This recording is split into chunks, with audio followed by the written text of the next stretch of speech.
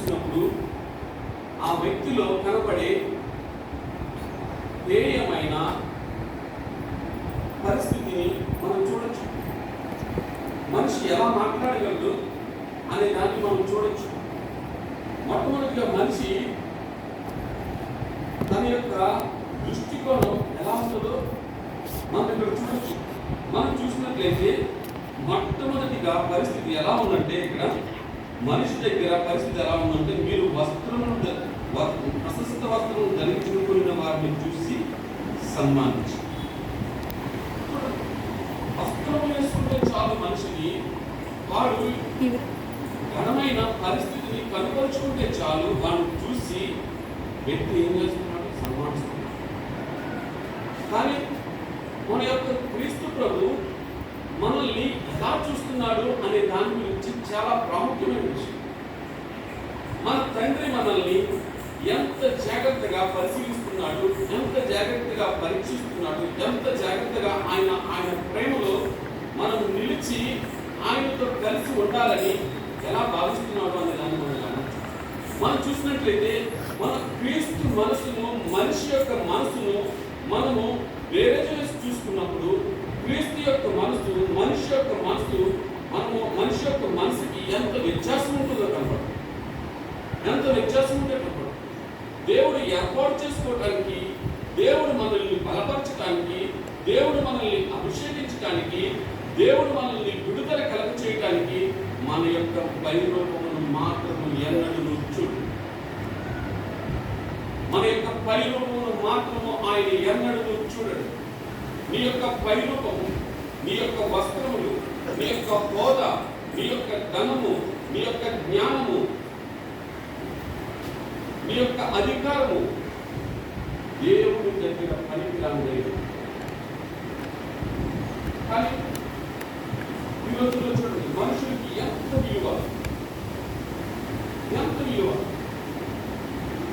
ఈ రోజుల్లో చూస్తే కనుక ఈ మీడియా హైప్ పెరిగిపోయిన తర్వాత నిజంగా ఒక మనిషి ఎలా నిల్చోవాలో, ఎలా మాట్లాడాలో, ఎలా చేతులు కదపాలో, ఇవన్నీ కూడా నాతో పోల్చుకోవడం. దాన్ని అంటారు పర్సనాలిటీ డెవలప్మెంట్. ఎంత ఎలాగ చూస్తున్నారంటే మనుషులు వాళ్ళ యొక్క స్థితిని మరిచి, పరిస్థితిని మరిచి ఇంకొక వ్యక్తిని చూస్తారు. దేవుడు ఎప్పుడు అలా చూడండి. మనిషి యొక్క పైరూపమును లక్ష్య పెట్టే దేవుడు మన దేవుడు కాదు. మన దేవుడు మన హృదయాంతరంగాలను పరిశీలించి పరీక్షించి మనల్ని వెతుకుతున్నాడు.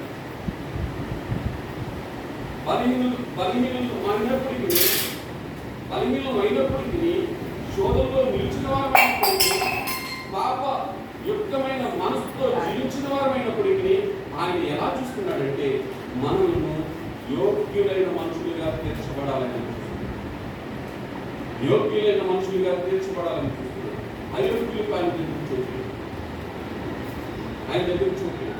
మాట వినని వారికి ఆయన దగ్గర చూడలేదు. మాటను హృదయంలోకి తీసుకోలేని వారికి ఆయన దగ్గర చూడలేదు. మాటను హృదయంలోనికి తీసుకునే వారికి ఆయన దగ్గర చూడలేదు. ఈ లోకం ఎలా కనబడుతుంది? చాలా జాగ్రత్తగా నేను ఎంత బాగా కనబడగలుగుతున్నా అంత బాగా కనబడుతుంది లోకం. కానీ దేవుడు మనసు అలా చూడలేదు. మొదటి సమయంలో గ్రంథము 16వ అధ్యాయము 6వ వచనం. వారు వచ్చినప్పుడు 5వ వచనం 4వ వచనం సమయంలో యెహోవా ఇచ్చిన సెలవు చొప్పున బెత్లెహేమునకు వెళ్ళెను. ఆ ఊరి పెద్దలు రాకకు భయపడి సమాధానంగా వచ్చుచున్నావా అని అడుగుగా, అతను సమాధానంగానే వచ్చి మీరు పరిశుద్ధులై నాతో కూడా బలికి రండని చెప్పి యెషయాయి అతని కుమారులను శుద్ధి చేసి బలి అర్పించు. చూడండి ఎలా చూస్తున్నాడు సమయంలో అక్కడ ఉన్న పరిస్థితి. అతను అంటున్నాడు, అక్కడ ఉన్న ప్రజల్ని, యెషయా యొక్క కుమారుని, ఆ కుటుంబాన్ని తీసుకువచ్చి ఆమెను పరిశుద్ధపరిచాడు. మొట్టమొదటి ఒక యాజకుడిగా తను చేయాల్సిన పరిస్థితిని అంతటినీ చక్కగా నిలబెట్టిన తర్వాత ఇప్పుడు ఎవరిని దేవుని కొరకు ఏర్పాటు చేయాలనే సందర్భం వచ్చింది. ఎవరిని దేవుని కొరకు ఏర్పాటు చేయాలా అనే పరిస్థితి ఏర్పడింది. అప్పుడు మొట్టమొదటిగా యెషయా కుమారుడు మొట్టమొదటి కుమారుడి దగ్గరికి వెళ్ళినప్పుడు ఆ రోజు వారు వచ్చినప్పుడు ఆమె ఏలియావును చూచి, నిజముగా యెహోవా అభిషేకించేవాడు ఆయన ఎదుట నిలిచి ఉన్నాడని అనుకున్నాను. అయితే యెహోవా సమూయేలుతో ఎలాగ సెలవిచ్చును, అతని రూపమును అతని ఎత్తును లక్ష్య పెట్టుకును. మనుషులు లక్ష్య పెట్టిన వాటిని యెహోవా లక్ష్య పెట్టడు. నేను అతన్ని త్రోసివేసి ఉన్నాను. మనుషులు పైరూపమును లక్ష్య పెట్టుదురు కానీ యెహోవా హృదయమును లక్ష్య పెట్టడు. చూడండి ఎంత స్పష్టంగా చూస్తున్నాడు. సమూయేలు అనుకున్నాడు, ఇతనే దేవుడు ఏర్పాటు చేస్తున్నాడు, ఇతన్నే నేను అభిషేకించాలి అనుకున్నాడు. అతని రూపాన్ని, అతని యొక్క పరిస్థితిని లక్ష్య పెట్టుతున్నాడు.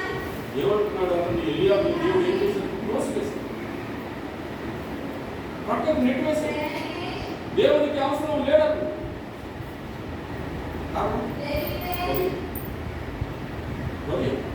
హృదయం పాపంతో నిండి ఇష్టానుసారంగా జీవించడానికి ఇష్టపడుతున్నాడు. దేవునికి మనసు అప్పచెప్పలేకపోయాడు, దేవునికి అవకాశం లేకపోయాడు, పరిశుద్ధతను కాపాడుకోలేకపోయాడు, ఇష్టానుసారంగా తిరిగాడు. తిరిగిన తర్వాత అంటున్నాడు, నేను కోసుకుంటున్నాను.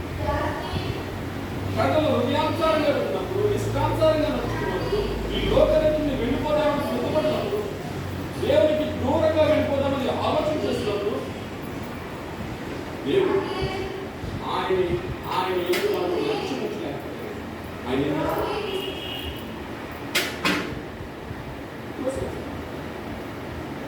కేవలం ప్రభు మనల్ని లక్ష్య పెట్టేది ఏంటి? మన హృదయాన్ని లక్ష్య పెడుతున్నాడు. మన పరిస్థితుల్లో మన హృదయం ఎంత జాగ్రత్తగా కాపాడుకుందామా? మనుషులు, క్రైస్తవులు పైకి ఎలా కనపడతారంటే భక్తిపరులుగా కనపడదు. ఇది వస్తుంది, భక్తిపరులుగా కనపడదు. కానీ హృదయం ఎలా నిండిపోయింది? దురాలోచనలతోనూ, వ్యభిచారంతోనూ, లోక మనసుతోనూ, శరీరాశులతోనూ నిండిపోయింది.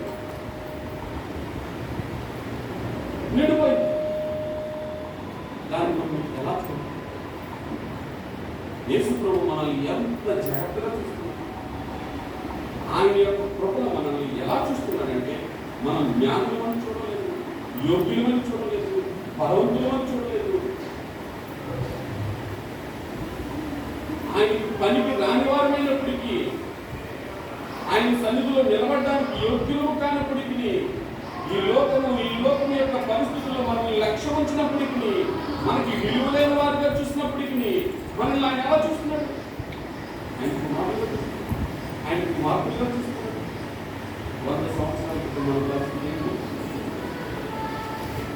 100 సంవత్సరాల క్రితం భారతదేశంలో పరిస్థితి ఏంటి? ఏ మానవుడు మనిషిగా పిలువబడ్డాడు? ఏ మానవుడు మనిషిగా పిలువబడ్డాడు? ఏ మానవుడు యోగ్యుడిగా తీర్చబడలేదు. కానీ అలాంటి మనల్ని ఆయన ఎలా పిలిచాడు? కానీ మనిషి హృదయం మాత్రం ఎలా నిండిపోయింది? అసూయ, ద్వేషము, కలనము, క్రోధము, దుష్టత్వంతో నిండిపోయింది. దేవునికి యోగ్యులుగా తీర్చబడ్డాడు. మన పరిస్థితులు మన మనసు మనకు గొప్ప, మన విధానమే మనకు గొప్ప, మన పరిస్థితులే మనకు గొప్ప. ఈ పరిస్థితులే నిలిచి కానీ దేవుడు ఎలా చేస్తాడు? మనం గమనించండి.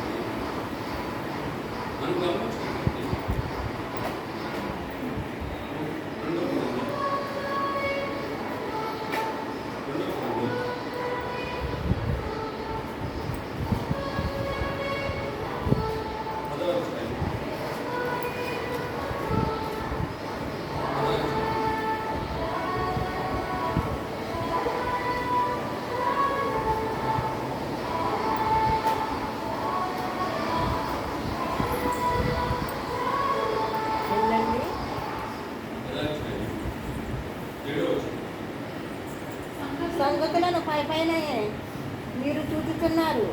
ఎవడైనను పైపైన మీరు చూచుచున్నారు. ఎవడైనను ఎవడైనను తాను క్రీస్తు వాడనని నమ్ముకొని ఎడల క్రీస్తు వాడని నమ్మిన ఎడల అతడు ఎలాగ క్రీస్తు వాడో అలాగే మేమను క్రీస్తు వారమని అలాగే మీరు క్రీస్తు వారమని తన మనసులో తాను తిరిగి ఆలోచించుకొనవలెను. తన మనసులో తిరిగి ఆలోచించుకోవాలి.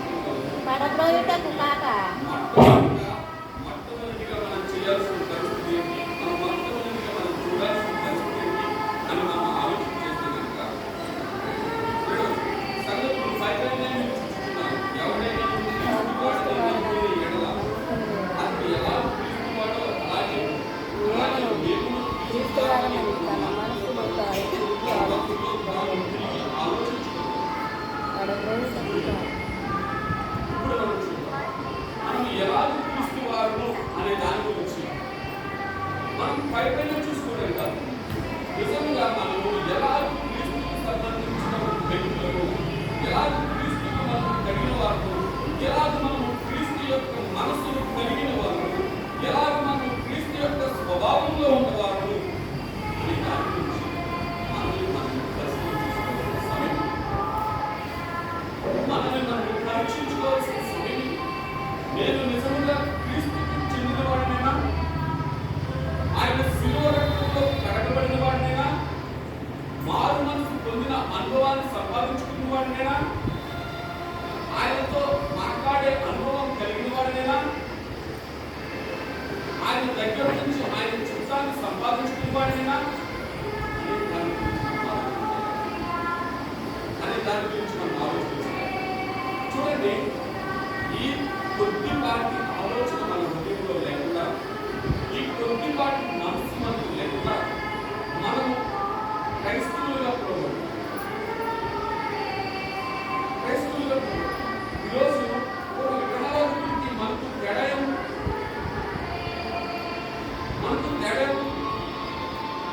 ఒక విగ్రహారాధన చేసే వ్యక్తి తన హృదయాన్ని తాను పరీక్షించుకోలేదు. కానీ మనం పరీక్షించుకోవడానికి ఒక ప్రామాణికం ఉంది.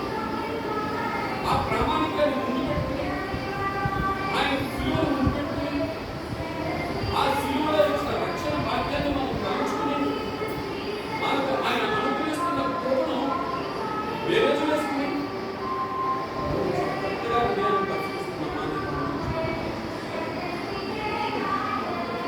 పరిశీలనలు లేనే లేదు. పరిశీలన లేనే పరీక్షించుకోవడం అనే అంశాన్ని మనం మర్చిపోయాం.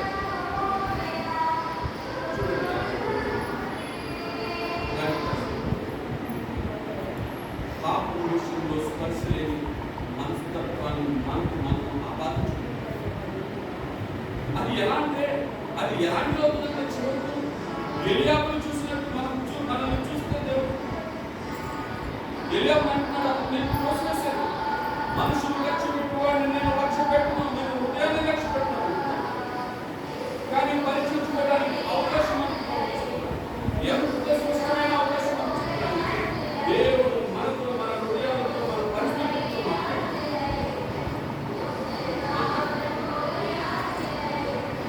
కానీ మనం పరీక్షించుకోవడానికి కానీ, పరిశీలించడానికి కానీ, దేవునికి అప్పచెప్పుకోవడానికి కానీ, దేవుని సన్నిధిలో నిలిచిపోవడానికి కానీ మనం ఇష్టపడాలి.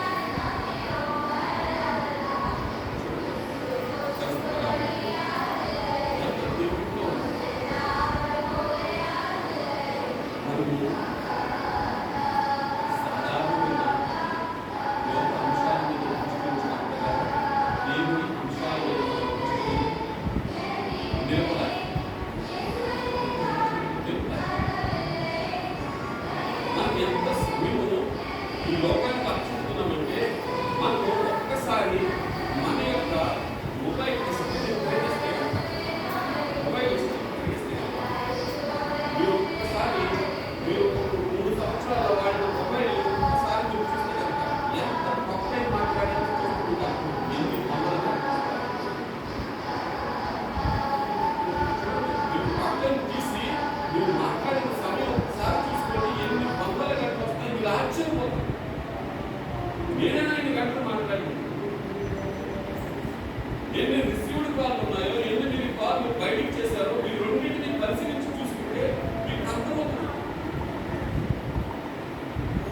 ఎంత సమయం మీరు వ్యర్థపరిచారు?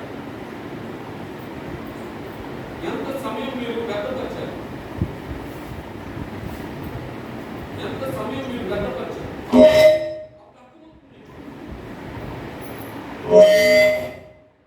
ఎంత సమయాన్ని వేస్ట్ చేసేస్తున్నారు?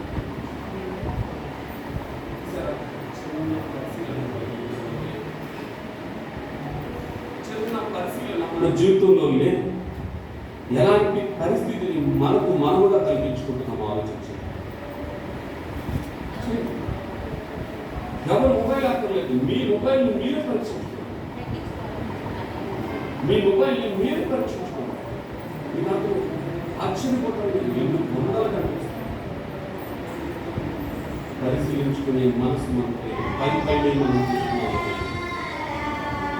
పైపైనే చూస్తున్నాము. హృదయం యొక్క లోతుల్లోకి వెళ్ళి మనల్ని మనం పరీక్షించుకునే పరిస్థితి మనకి. మన బలహీనం కాదా? మన బలహీనం కాదా? కొన్ని వందల గంటలు, వేల గంటలు నీళ్లు ఖర్చు పెట్టినట్టు, నీళ్లు పోసినట్టు పోసేస్తున్నాం.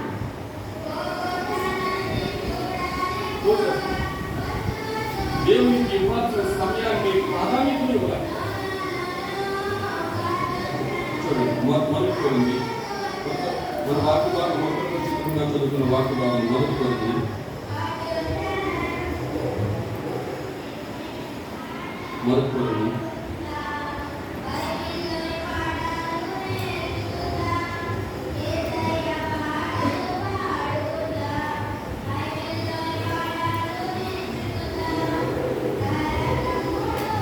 9 మొదటి అధ్యాయం మొదటి కొరింది 9.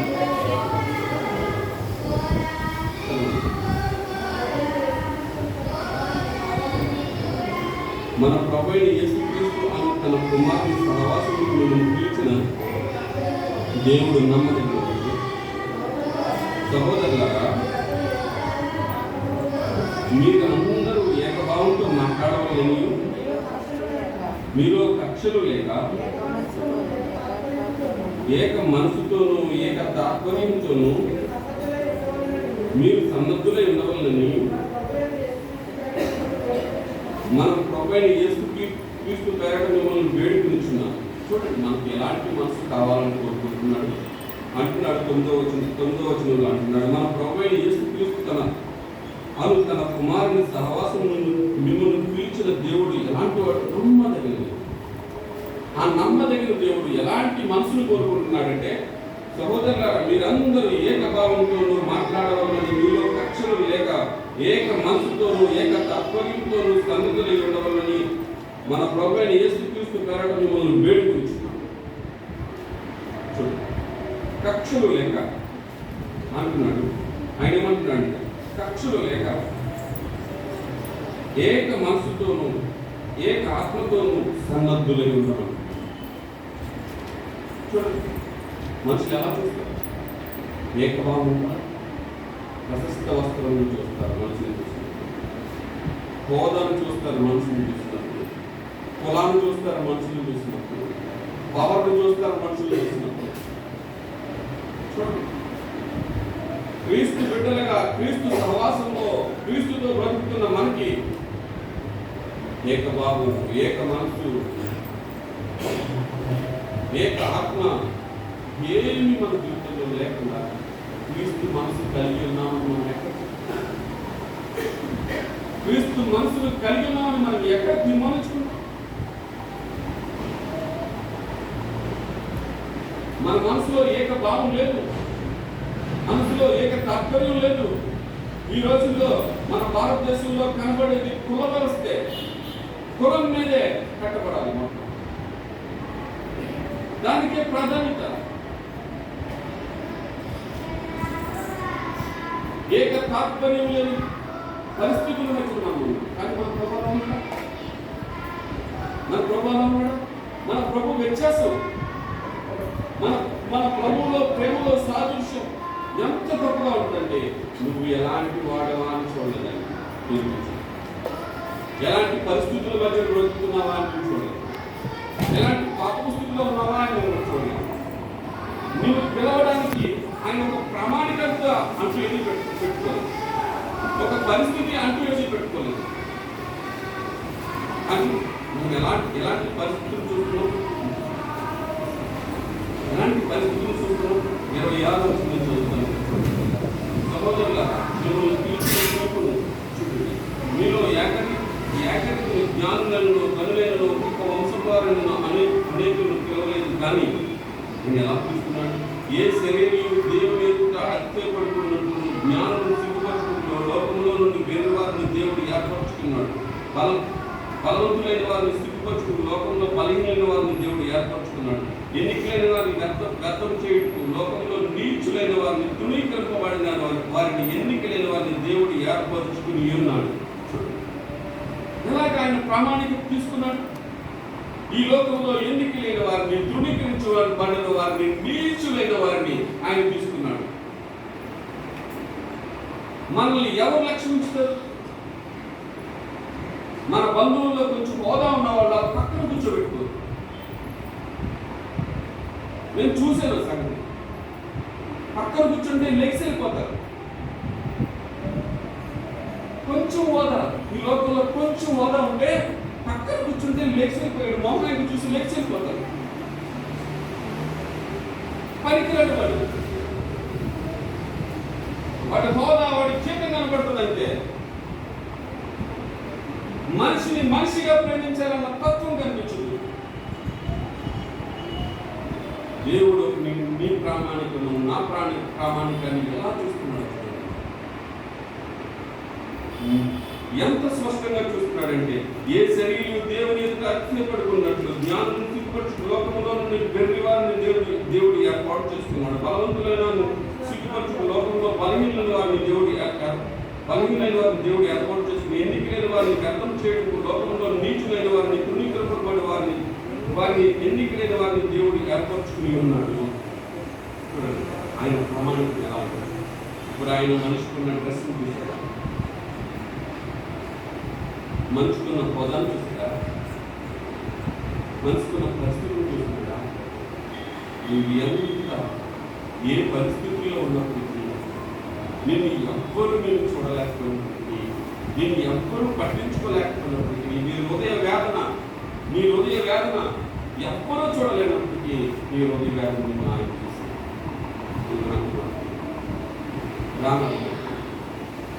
నేను నిన్ను ఏర్పాటు చేశాను. చూడండి ఎంత ఘనమైన పిలుపు. మనం అతిశయించడానికి వేరే కారణం ఉందా? ఇంకా ఆయన పిలుపు ఒక్కటే చదువుతుంది. ఈ లోకంలో ఎంత మంది గనులైన వారు ఆ పిలుపుకు నోచుకోలేకపోలేదు. ఆ శిలువ కాడి కిందకు రావడానికి అవకాశం లేదు. ఏమంటొచ్చింది? వాళ్ళకి వాళ్ళ హోదా అడ్డొచ్చింది, వాళ్ళ కులం అడ్డొచ్చింది, వాళ్ళ ఆస్తుల వాళ్ళకి అడ్డొచ్చింది. చూడండి స్పష్టంగా క్రీస్తు మనల్ని ఎలా చూస్తున్నాడో అని నాకు స్పష్టంగా ఆయన ప్రేమ చూడండి, ఆయన శిలువలో కాచిన రక్తాన్ని చూడండి. ఆ విలువైన రక్తం నిన్ను రెండు రక్షించడానికి, ఆ విలువైన రక్తం నీ పాపము నా పాపము కడగడానికి. అది ఎంత ప్రయోజనకరంగా, అది ఎంత ప్రయోజనకరంగా మాట్లాడుతుంది. మనం చూసినట్లయితే నేను చదువుతాను 35 అయితే ఆయన మూలంగా మీరు క్రీస్తునందు ఉన్నారు. అతిశయించువాడు ప్రభునందే అతిశయించువాడు ప్రభునందే అతిశయించువలను అని రాయబడినట్టు నెరవేరినట్టు దేవుని మూలంగా ఆయన మనకు జ్ఞానమును, నీతిను, పరిశుద్ధతను, విమోచనమును ఆయన క్రీస్తు మనకు ఎలా అయిపోయాడు? మనకు జ్ఞానం మాట్లాడటం కానీ ఎలా మాట్లాడాలో నేర్పించారు. ప్రవర్తించడం తెలియని మనకు ఎలా ప్రవర్తించాలో నేర్పించారు. ఎలా ప్రేమించడం రాని మనకు ఎలా ప్రేమించాలో నేర్పించారు. పరిశుద్ధత లేని మనకు ఎలా పరిశుద్ధతగా ఉండాలో నేర్పించారు. చూడండి ఎంత స్పష్టంగా మనల్ని పవిత్రపరచడానికి ఆయనే మన ఎలాంటి పరిస్థితులు ప్రభు మనకు పవిత్రించారు, ఎలాంటి పరిస్థితులు ఆయన మనకు కల్పించారు. ఇప్పుడు ప్రశస్త వస్త్రము లేని వాడిని చూసి ప్రశస్త వస్త్రము వేసుకున్న వాడికి మాత్రమే వినిపించడం నీచు లేని వారికి తృణీకరించబడిన వారికి ఈ లోకంలో దృష్టించి లేని వారు ఆయన ఎంత ప్రేమ కలిగి ఉన్నాడు. మనం రెండోదిగా చూసినట్లయితే యాకోబు 2:3 చూసినట్లయితే నీవిక్కడ మంచి స్థలమందు కూర్చుందని చెప్పి చూడండి. మనం రెండో ప్రామాణికంగా పెడుతున్నాం. ఈ మనుషుడు ఏం చేస్తాడు? ఆ మనుషుడు చూసినప్పుడు నువ్వు ఎక్కడికి వచ్చి ఇక్కడ కూర్చోాలి, మీరు కూర్చోండి సార్, మీరు ఇక్కడే కూర్చోండి సార్, కానీ క్రీస్తు ప్రామాణికత అలా ఉంటుంది. క్రీస్తు ప్రామాణికత ఎప్పుడంటే ఒక మనిషి ఎంతగా తగ్గించబడతాడు, ఒక మనిషి ఎంతగా నలగబొట్టబడతాడు, ఒక మనిషి ఎంతగా దీనంగా ఆలోచిస్తాడు, వాడిని ఎక్కడ కూర్చోబెట్టాలన్నా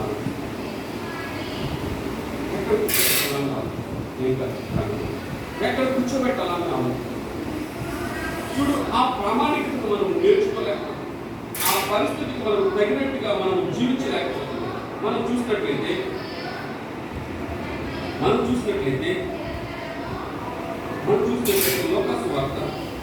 లోకాసు వార్త సరిగ్గా లోకాసు వార్త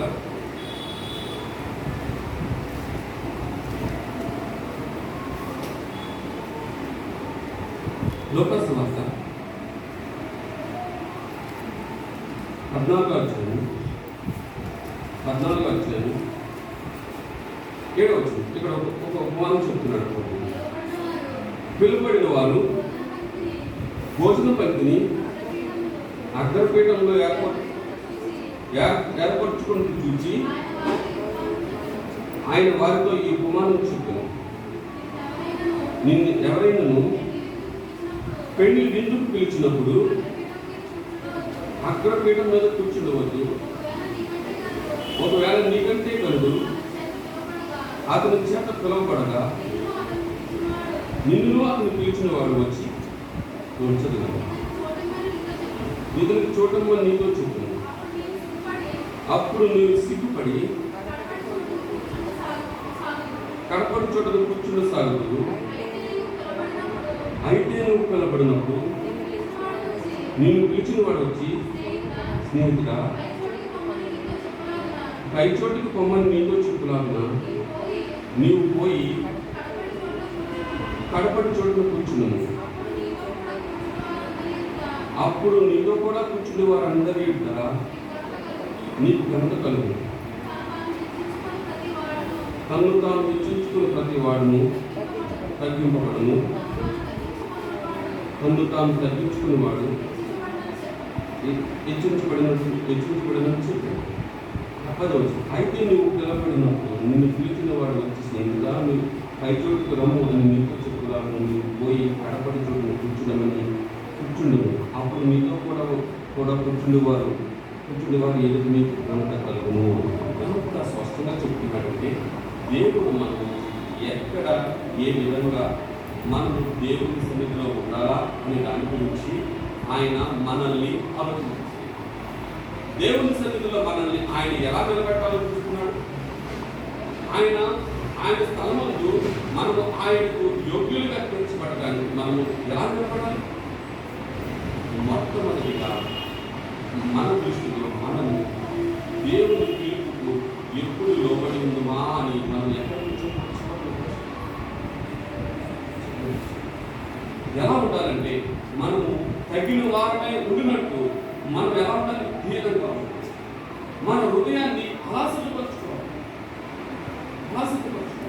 అప్పుడు నీకు ఎక్కడికి తీసుకువెళ్ళి కూర్చోబెట్టాలనేది దేవుని చిత్తం.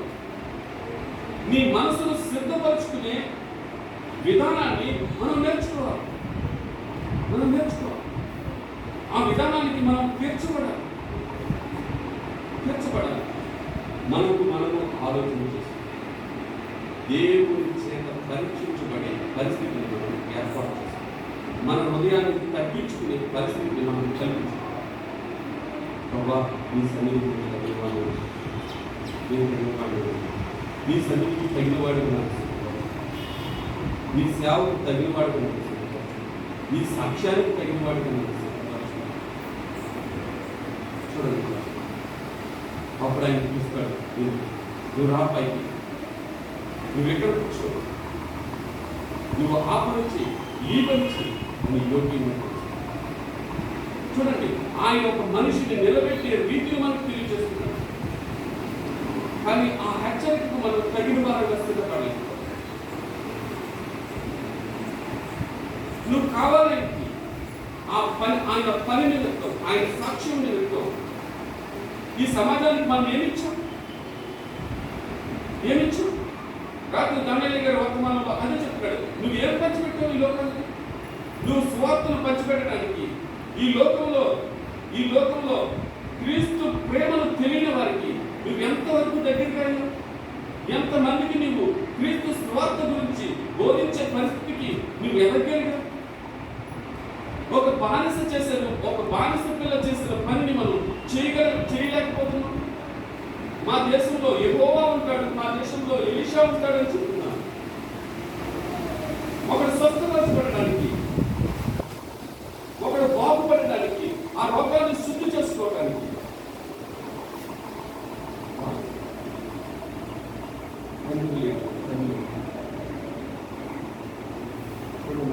మనం ఎవరైనా మనమే ఒక తీర్మానంలో ఉంటాం. మనమే ఒక పరిస్థితి మధ్య ఉండగా ఎలా కట్టబడి ఉండిపోయామంటే మనం విడిపించుకోలేని పరిస్థితుల మధ్యన మన సిద్ధాంతాలు, మన ఆశలు, మన విధానం ఉండుతాయి. ఇప్పుడు మన దేవుని సన్నిధిలో మన పొజిషన్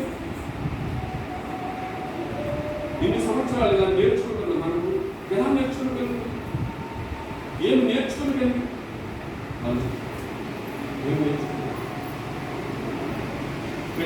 ఆయన పిలుస్తున్నాడు, రండి. ఆయన పిలుచులాగా మనం ఎంతగా సిద్ధపడ్డాం. మనం మూడోదిగా చూసినట్లయితే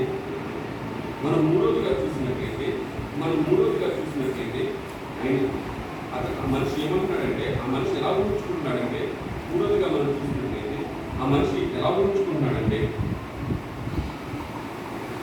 నీవెక్కడ మంచి స్థలం కూర్చున్నామని చెప్పి, మూడోది ఆ దరిద్రులతో నీవెక్కడ నిలువు. మనిషి యొక్క మనస్తత్వం ఎలా ఉంటుంది? మనిషి యొక్క మనస్తత్వం ఎలా ఉంటుంది? అతన్ని అక్కడ ఆపేస్తున్నాడు. కానీ దేవుడు మనల్ని అలా ఆపేశాడా? దేవుడు ఆ పరిస్థితుల మధ్య మనల్ని అలా చూశాడా? కానీ ఎన్నడూ మనల్ని అలా చూడలేదు. ఈ లోకమంతటిని ఏక దృష్టితోనూ ఏక పరిస్థితుల్లో మధ్యన ఆయన చూసుకుంటూ వెళ్ళాడు. అపోస్తుల కార్యములు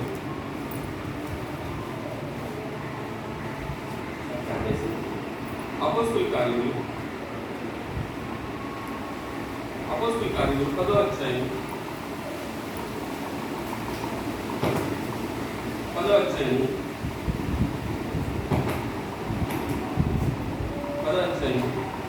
34-35 వచనాలు మనం ఒకసారి.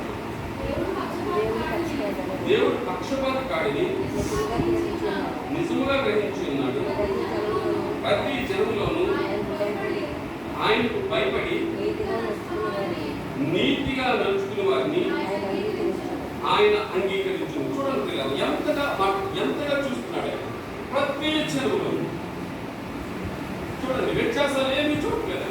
ఆయన ఎలా చూస్తున్నాడంటే, దేవుడు పక్షపాత కాడిని నిజముగా గ్రహించి నేను ఏర్పాటు చేస్తున్నప్పుడు అంటున్నట్టు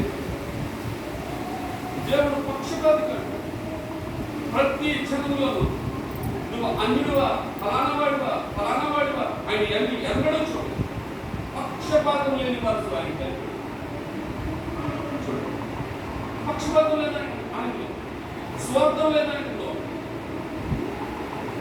నేను కావలసి అనిపించు ప్రతి జనములను ఆయన ఏర్పాటు చేస్తాడు. ఎలా ఏర్పాటు చేస్తున్నాడు? రూతుని ఏర్పాటు చేసుకోవడానికి ఏం చూశాడు?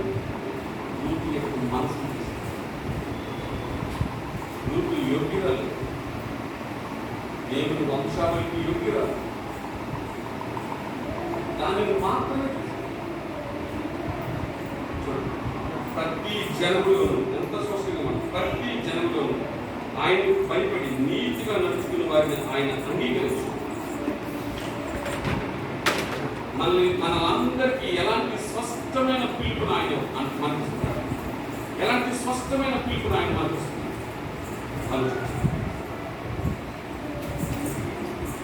ఎలాంటి స్పష్టమైన పిలుపును ఆయన మనకు ఇస్తున్నాడు.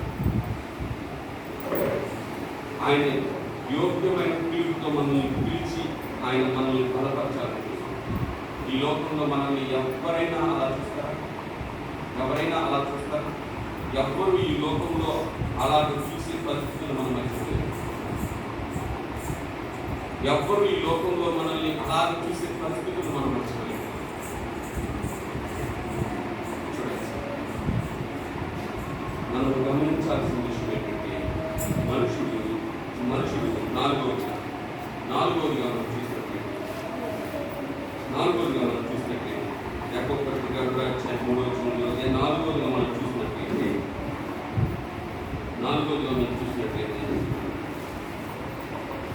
అంటున్నాడు, నీవు ఇక్కడ నిలువు, ఆ దళితులతో నీవు ఇక్కడ నిలువు అని చెప్పాడు. తర్వాత అంటున్నాడు, లేక నీవు ఇక్కడ నా పాద పీఠమునకు దిగువన కూర్చుండమని చెప్పిన మనుషుడు ఇంకా నీచంగా చూస్తాడు. ఎలాంటి పరిస్థితి చూడు, నా పాదాల దగ్గర కూర్చుంది, ఎక్కడే ఉండదు అంటాడు మనుషుడు. చూసారా, ఒక మనిషి హృదయంలో ఎంత కఠినతో పైకి కనబడలేని కాఠిన్యత ఎంతగా ఉంటుంటే మనం గమనించుకోలేని కాఠిన్యత అంతగా విపరీతంగా పెరిగిపోయింది. మనం గమనించుకోలేదు. నువ్వు పాదాల దగ్గర కూర్చోన్నాడు. దేవుడు ఎన్నడైనా మనం అలా అంటాడు?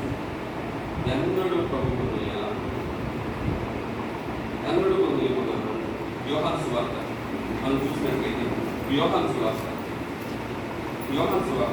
13వ అధ్యాయం 14-15 వచనాలు మనం చూసినట్లయితే, కాబట్టి ప్రభువును బోధకుడైన నేను మీ పాదములు కడిగిన, కాబట్టి ప్రభువును బోధకుడైన నేను మీ పాదములు కడిగిన ఎడల మీరును ఒకరి పాదంలో ఒకరు కడగవలసి ఉన్నది. చూడండి 10వ వచనం, నేను మీకు చేసిన ప్రకారము మీరు చేయవలని నేను మీకు మాదిరిగా విధానం చేస్తాను. ప్రభు ఏం చేస్తున్నాడు? పాదాల దగ్గర కూర్చోమంటున్నాడు. అన్నది పాదాల దగ్గర ఉండమంటున్నాడు. నేను పిలిచిన దేవుడు నేను ఏం చేస్తున్నాడంటే నీ పాదాలు కడగడానికి సిద్ధపడమంటున్నాడు. ఒక మనిషిగా ఎలా చూడమంటున్నాడంటే నువ్వు ఎదుటి వాడి పాదాలు కడగమంటున్నాడు. తన శిష్యుల యొక్క పాదాలను కడిగి ఒక మార్గాన్ని చూపించాడు. చూడండి, ఎలాంటి ఉన్నతమైన మెట్టో, ఎలాంటి ఉన్నతమైన మనసు దేవుడు. ఆయన ఈ లోకంలో ఉన్న సామాన్యులైన మనుషుల యొక్క పాదాలు కడిగాడు. ఒక మనిషిగా మన హృదయం ఎలాగ సిద్ధపడి కలిగి ఉండాలో, ఒక మనిషిగా మన హృదయం ఏ విధంగా సిద్ధపడి కలిగి ఉండాలో ఆలోచించు. ఎంత జాగ్రత్త కలిగి, ఎంత దినత్వంతోనూ, ఎంత తగ్గింపుతోనూ, యథార్థతతో నడుచుకోవాలో ఆలోచించు. ఈ పరిస్థితిలో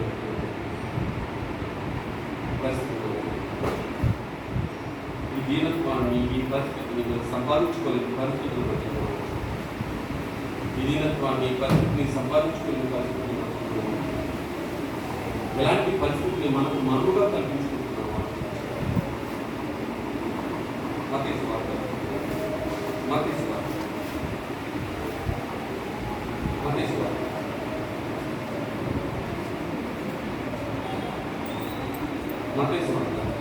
20 అధ్యాయం